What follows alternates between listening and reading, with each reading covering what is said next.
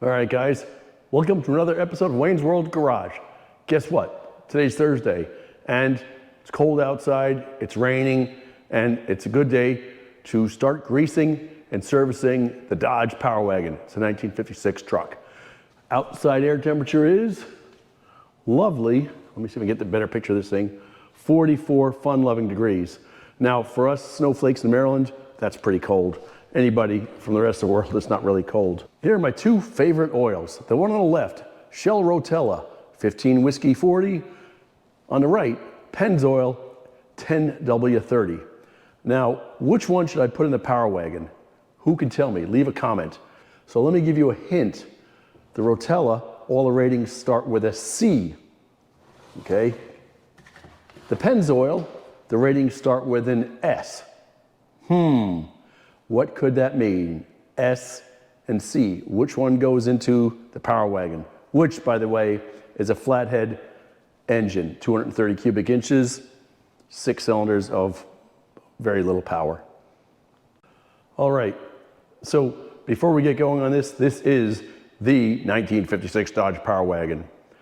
Built in Americans, by Americans. Fast forward, let me just show you something here. I know, I'm getting old, but how do I remember when it's time to change the oil and when I need to do work on a vehicle?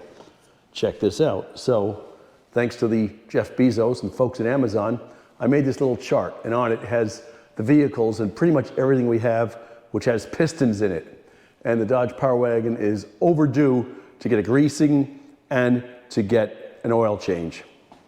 The question for everybody here is how many grease fittings, AKA Zerk fittings, how many Zerk fittings are on this truck?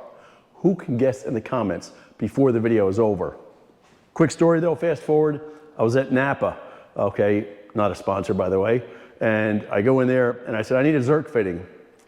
And I get the minimum wage stare. Do you have a part number? No, I don't have a part number. I need a Zerk fitting. And the young gentleman behind the counter looks around and he was scarily sad, and I got the minimum wage stare. He didn't know what a Zerk fitting was.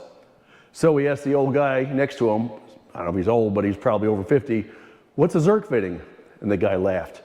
And then I got my grease fittings. They're grease fittings. But how many of you knew Priuses have Zerk fittings on them? How many new cars? How many new tractors? Not many. So let's get cracking here. Right here, we start with one. Can I get to that guy? Yes, we start with one on the winch. Well, not all of these have the Braden MU2 winches. Okay, now to the left of the winch, let me get this guy tightened up a little bit. Okay, so we've got the one on the winch, and here I've got the front shackle on the right side. I've got two more there, and you bet I've got two more on the front shackle on the left side. Can you see that? No, you can't see it, but when I get down and dirty, you'll be able to see it. So is there any more up here that I can easily reach? So in addition to the one on the passenger side of the winch drum, I've got one on the driver's side of the winch drum. And carefully looking back here, do I have one back here? I have one back here, which is probably quite hard to see. I'm sure it won't be in focus or any of this stuff. So I've got one up here too. So I've got three associated with a winch. So let me get them done first. All right, so here's the first grease fitting on the Braden MU2 winch. This is on the axle thing, or I don't know what you call on the drum actually. They call it the drum. So I'll just not go nuts here. There we go, so I see a little bit come out. And it came out, and that's enough, and that's a good job when you squirt the grease on your grill, which is so nice and clean. And then we try and get one more up on the two. There's three. Okay, now the other side of the winch.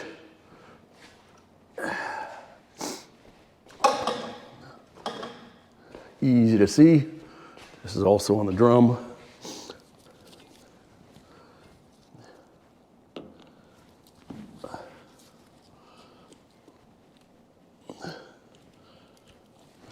Hits on that, and then we'll get on the way down here with any luck. Maybe not. Oh, maybe there's no grease fitting down there. Maybe I lied. I just saw grease. No grease fitting down there. I think that's true. So there's 3 on the winch. So stand by. Turn it off. All right, so I've got the 3 on the winch. There's actually 3 of them on the winch. Next step, this defines you whether you're a schmuck or a good mechanic, technician, whatever you want to call yourself. Do you clean the excess grease off, or just don't worry about it, let it fall apart? Most people just let it fall apart. These little blue things, while I think they are cute, they pretty much don't work very well. Okay, next ones. Let's work on the front shackles, because I think working from front to back, that's what you got next. Yeah, these little blue things are cute, but I don't believe there's any real value in them.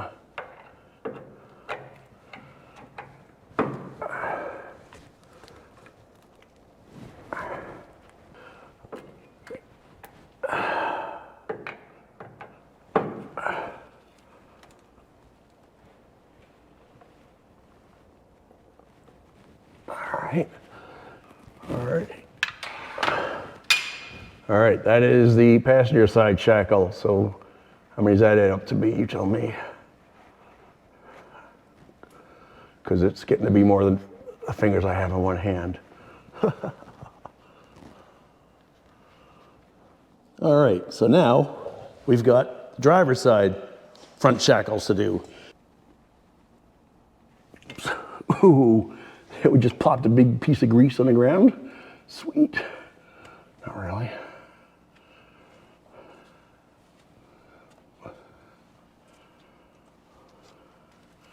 This one's hard for you to see, sorry. So there's, the shackle's got upper and lower bolts, and we have, of course, grease fittings in upper and lower bolts because that's the way they did it in the old days. All right, so we got that.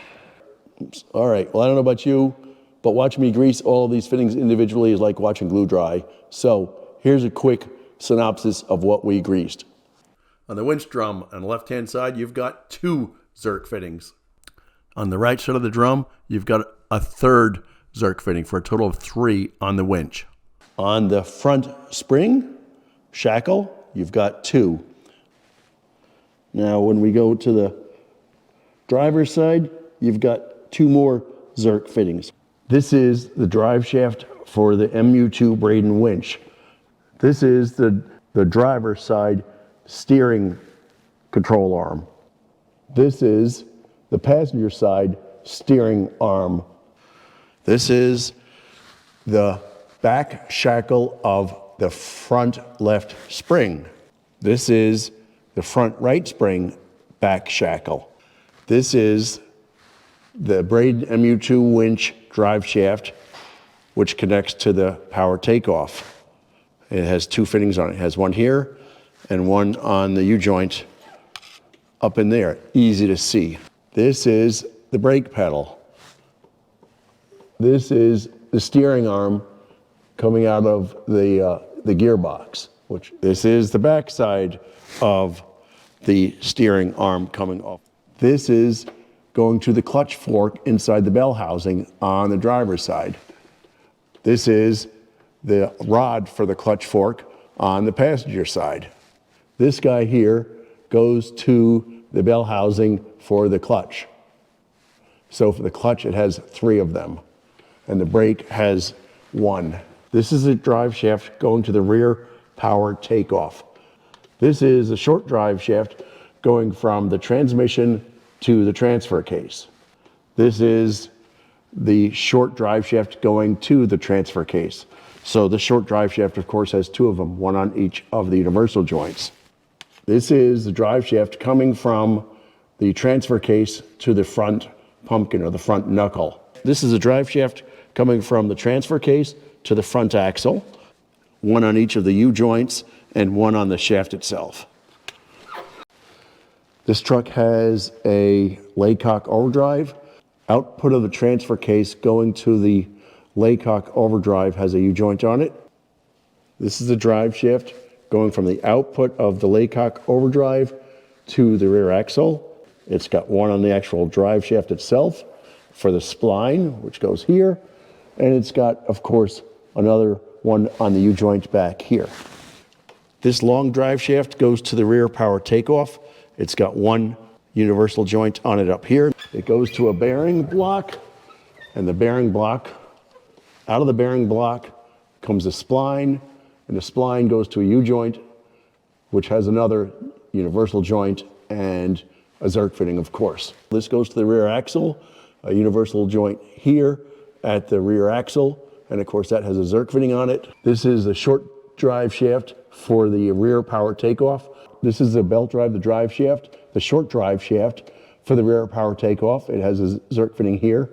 The rear power takeoff pulley has 2 drive shafts associated with it. This is the driver's side rear spring, and this is the driver's side rear spring, the front shackle. So these are the 2 Zerk fittings on the passenger side rear spring. This is the Zerk fitting on the right rear spring, the front shackle. All right, well, that ends another episode of Wayne's World Garage. We know we were not at the sawmill today, but we're greasing the Power Wagon, and that's important. I hope you enjoyed this. If you did, leave a comment. If you didn't, leave a comment. But give it a thumbs up anyway. And if you think you know how many Zerk fittings are on my Power Wagon, leave a comment and let me know. I'm not exactly sure myself.